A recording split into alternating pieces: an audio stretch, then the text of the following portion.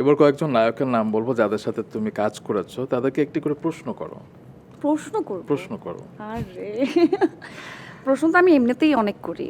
আমি তো সবসময় বলি সেটা যে তো আমি ক্যারেক্টার প্রচুর নিয়ে প্রশ্ন তুমি করি। প্রশ্ন ক্যারেক্টার, করো। হ্যাঁ, এটা করি। যে এক প্রশ্ন লাইনে একটি প্রশ্ন করো মোশাররফ করিম।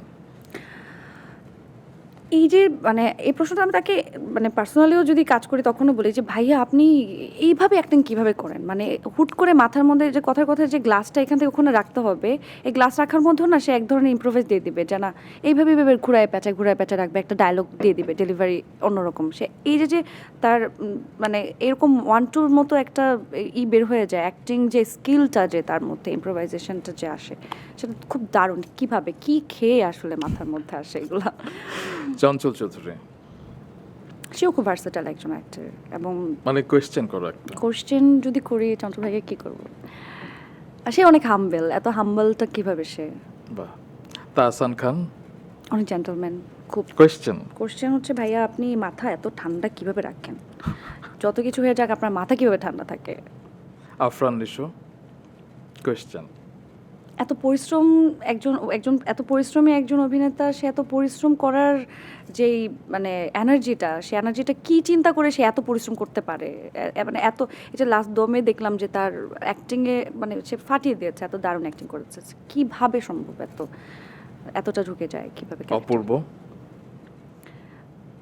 অপূর্ব ভাইয়াকে কী বলবো? অপূর্ব ভাইয়া তো মানে খুবই গোছানো। সে এত দারুণভাবে মানে থাকে না ওই যে আম, মানে টিচাররা যেরকম বুঝায় না, সে অনেক বুঝায়, এবং সে অনেক জানে, অনেক জ্ঞানী। এবং তাকে বলে যে ভাই আপনি এত কিছু কীভাবে জানেন? আপনি কি অনেক স্টাডি করেন? ইরফান সাজ্জাদ। আমার খুব পছন্দের। তোমার এবং এক্স। হ্যাঁ, আমার এক্স। আমার খুব পছন্দের, এবং আমার খুব ভালো লাগে যখন আমরা একসাথে কথা বলি। আমার ভীষণ পছন্দের একজন কো আর্টিস্ট, এবং তার লাইফে যাই হয়ে যাক না কেন সে সব কিছু ব্যালেন্স করে না সবসময় হ্যাপি থাকতে পারে। তো প্রশ্নটা কি হবে? প্রশ্নটা হচ্ছে যে হ্যাপি কীভাবে থাকবো তোমার মতো? সব কিছু লাইফে যাই হয়ে যাক না কেন, লাইফ যেভাবে ফাকটা হোক না কেন, হ্যাপিনেসটা আসলে মেইন। এটাকে তুমি কীভাবে মেনটেন করো? ফারহান আহমেদ জোবান। যেমন ভাই অনেক চুপচাপ। আমি মাঝে মাঝে বলি ভাই তুমি এরকম চুপ আসো কেমনে, কিছু বলো না কেন, বলো বলো তুমি সহ্য করতেছো কীভাবে? তো হ্যাঁ, তৌসিফ মাহবুব। তো আসিফ মাহবুব ভাইয়া অনেক হেল্পফুল। সে তার মনটা অনেক বড়, বিশাল।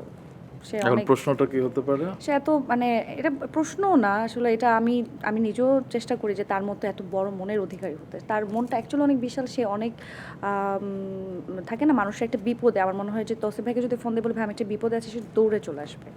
এই যে তার যে এই যে বিশালতা, তার এই বিষয়টা আসলে কিভাবে সম্ভব? কীভাবে সম্ভব হয়? মুশফিক আর ফারহান। কঠোর পরিশ্রমী, আমি অলওয়েজ বলি প্রচুর পরিশ্রম করে। আমি মাঝে মাঝে বলি ভাই আমি এটা না করি প্লিজ, না তুই পারবি পারবি কর কর কর। আমার ভাই তুমি কেমনে পারো? না পায়েল করতে হবে, এটা অ্যাক্টিংয়ে, এটা এই জায়গার জন্য এটা লাগবে। আমার আচ্ছা ঠিক আছে। বাহ।